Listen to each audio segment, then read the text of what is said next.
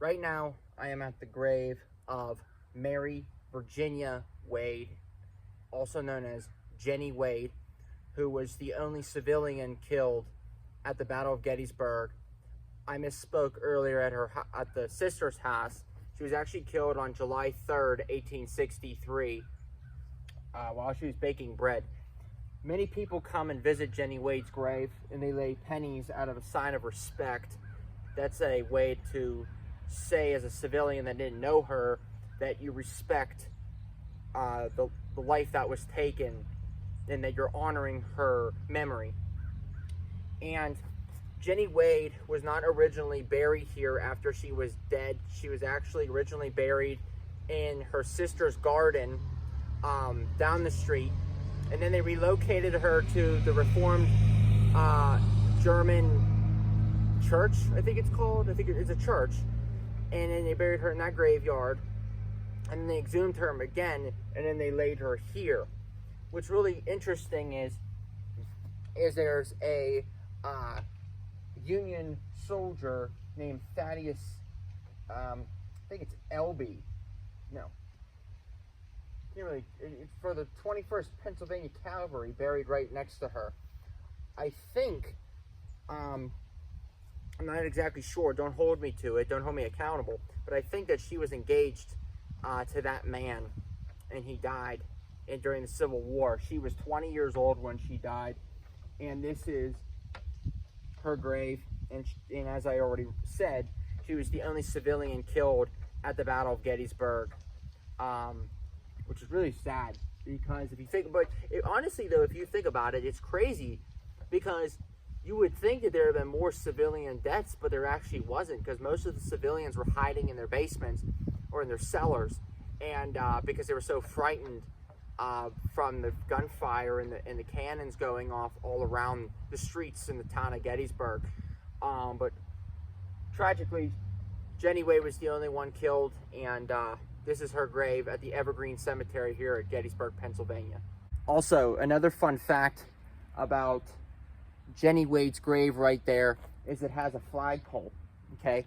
And I learned while here in Gettysburg that she is one of the few, or only, I won't say the only, but one of the few people in Evergreen Cemetery to have a flagpole, especially a woman, which is very, very interesting if you think about it, because not too many women in cemeteries or graveyards have a flagpole directly next to their gravesite. So that is another fact about Jennie Wade's grave right there, that statue back there with the flagpole. That's another fun fact about her grave that not too many people realize when they come to Evergreen Cemetery in Gettysburg. So this is another famous grave site here at Evergreen Cemetery in Gettysburg. This is John Lawrence Burns.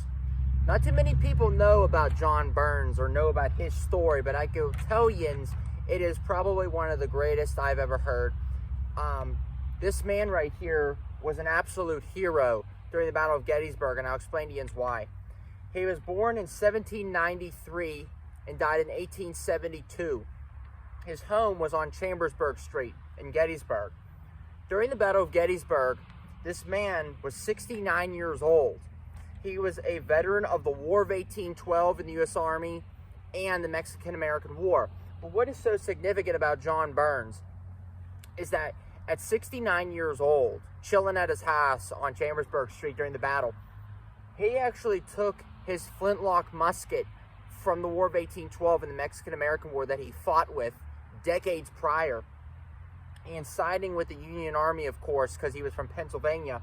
He actually went out at 69 years old with his flintlock musket and went out to the battlefield to fight the Confederates in his hometown. So he encountered the 7th Wisconsin, also known as the famous Iron Brigade, and fought with them in McPherson's Woods, okay? This man is almost 70 years old, and he's fighting with dudes literally 18 to 38 years old. And he was known and used as a sharpshooter.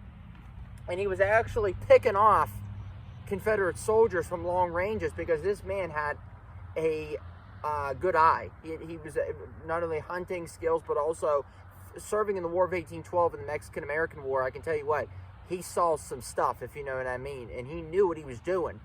Well, he was wounded in the leg, arm, and had several minor wounds in his chest.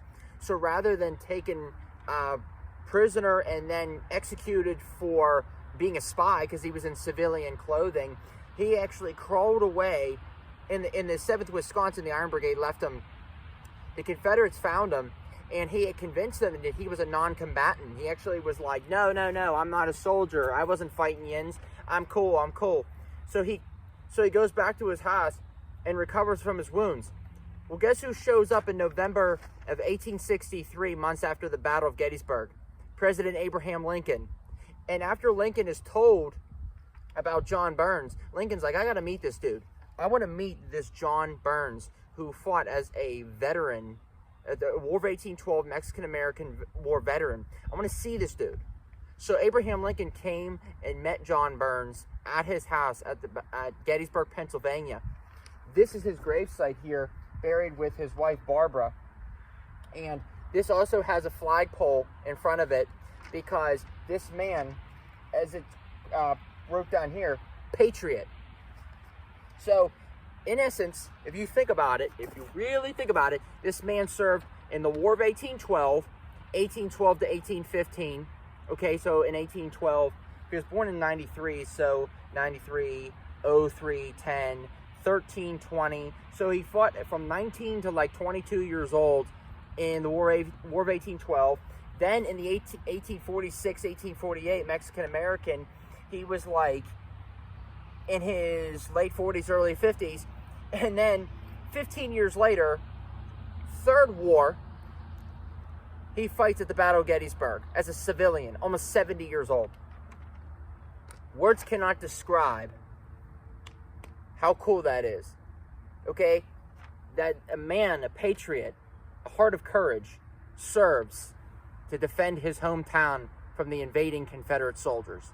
Truly remarkable. Thank you for your service, John.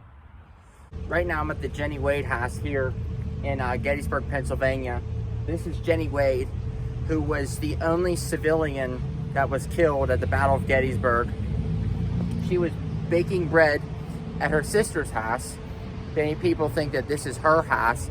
She is actually born and raised and lived down the street. She was at her sister's house during the Battle of Gettysburg, baking bread for the Union soldiers with her sister. While she was in this house, she was baking the bread, and a .58 caliber Manet ball from down at the Fardsworth house, I think it was Fardsworth. Confederates were shooting at Union soldiers across the street from each other, right down the street. The bullet, or the Manet ball, came through two doors and struck her behind the shoulder blade, entering her heart and killing her instantly when she was 20 years old. I think it might have been July 2nd, 1863 that she was killed, baking bread for Union soldiers during the Battle of Gettysburg. So this is the door that the .58 caliber Manet ball was shot through. As you can see, this is the hole right here. The Manet ball came through two doors and hit her in the back, went into her heart and killed her instantly. What's really cool about this house is I'm going to get a little bit closer here. As you can see, there are holes right here, right there near the door. Those are stray Manet balls that were fired during the battle.